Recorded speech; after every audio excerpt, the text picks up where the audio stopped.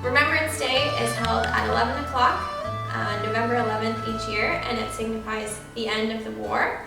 And this time is important to remember not only our veterans in the past who have given their lives and their service, but also our veterans today who continue to serve Canada.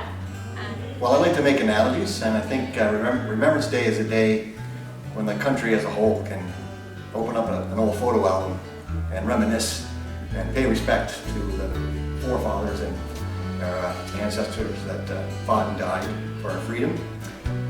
And the pictures in that photo album may be old or may be fairly new. There's a lot of younger veterans nowadays, and we pay our respects to them as well.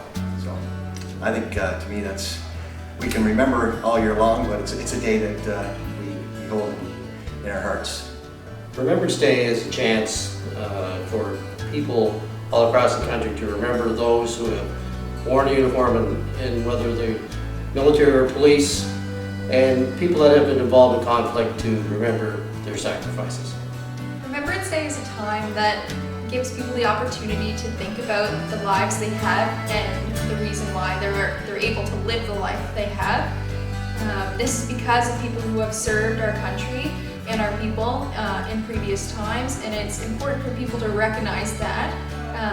Remembrance Day is that special occasion that we bring that to the forefront of our attention. Remembrance Day is a moment in time to commemorate the fallen, the effort that Canadians and allies have taken to keep us free. Well, Remembrance Day is a wonderful opportunity for Canadians, individually and collectively, to pay their respects and demonstrate their act of remembrance so they will never forget. Something that we should be thinking about all year, but on November 11th, that's the chance we get to do it collectively.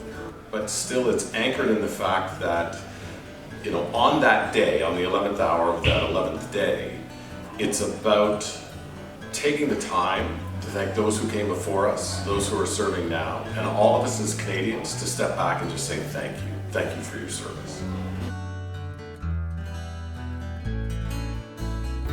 I think it really pulls us together as a unit, and it's so important that if we can pass this on to our children and our children's children. Probably we pay more attention to those who didn't return, but it also should be a day to remember and pay our respects for those who served and come back and whose lives were changed forever. And you know, we focus a lot on veterans and those who served, those who died on Remembrance Day, and I think sometimes we forget that although lots of families didn't participate directly in the war, you think about how hard it must have been for them with, you know, not being able to find out how sons or husbands were doing when they were deployed in some of the wars, or receiving the word at home that their husbands or sons and daughters or wives were no longer with us. So I think it's really important that we take the time and think of our veterans and think of their families. Many people take for granted the freedoms that we have, and unless you have a chance to actually go to Europe and see some of the battlefields and realize what people went through to make sure that we had freedom, it's hard to believe. To honor the past and honor the people who've sacrificed to do what we do, and have what we have. We have to remember the sacrifices that were made by our forefathers, our grandfathers, fathers, our sons, daughters. I think it's something that's very important to a lot of people. Well, like the old expression, lest we forget. If we don't carry on the respect and carry on remembrance, eventually there'll be people that will say it never happened. And it's important that everybody knows that it did.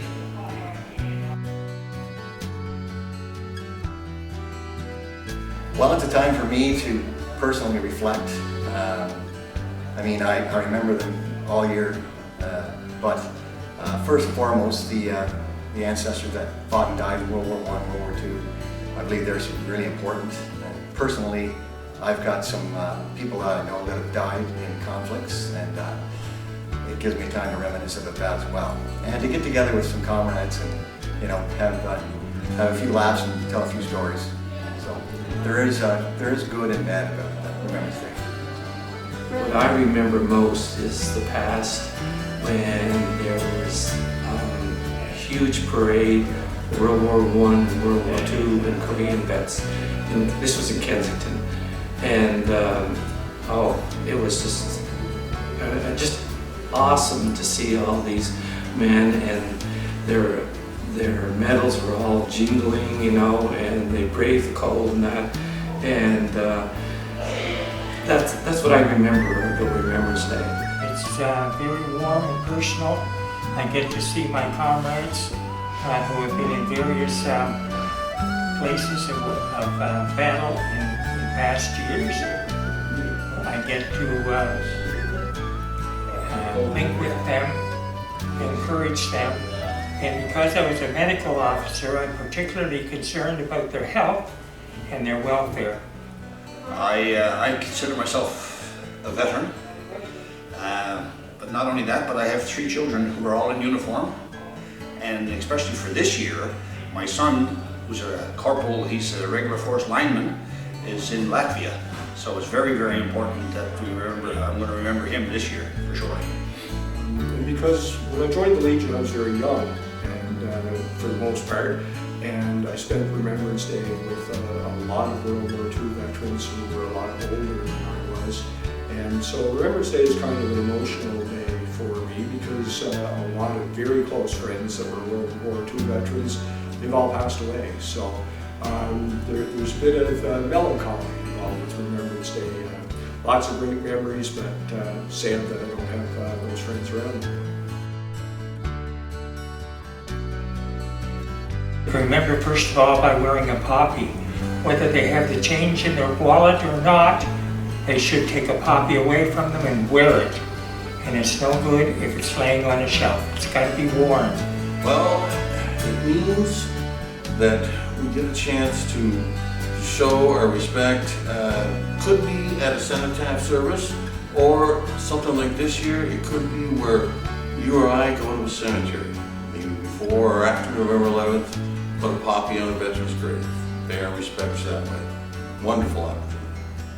I guess the best way is virtually. It's the best way through Facebook and just keeping in contact with your Legion members. So there's still no lack of ways to remember. I think probably one of the most important ways we can all remember is certainly by wearing our poppies. Still remember to wear your poppies. And at the very least, at that 11th hour on that 11th day, take those 2 minutes and don't do anything. And just remember and be grateful for who you are and what we have as a nation. Maybe it's just to, watch the service from your living room. We're going to stream the service from this branch. Watch the service that's being streamed from Charlottetown. Watch the Ottawa service. If you don't feel like doing that, just take a minute or two to just quietly think about those who have served and have provided us with a tremendous way of life. It's tough because of what's going on in 2020. I mean, we're not going to have as many spectators for parade this year, but I think how we can remember is just to pause and reflect and speak to veterans that we know of in the local community and talk about their experiences if they like to talk about it, and just say thanks. Remembrance in 2020 can look different. It can involve just having a quiet moment to yourself to think about the life you lead and how that can influence your everyday actions by thinking about the privileges you have because of the people who have served our country. I think there are a lot of ways. Virtually, some of us as veterans are going to still come out to the cenotaphs and pay our respects. Everybody, I think, has to find their own way of just taking a moment of silence, a pittance of time, as the singers said. Terry Kelly. Yes, Terry Kelly. And just, just stop. And again, we will remember them, lest we forget. Take 2 minutes, would you mind?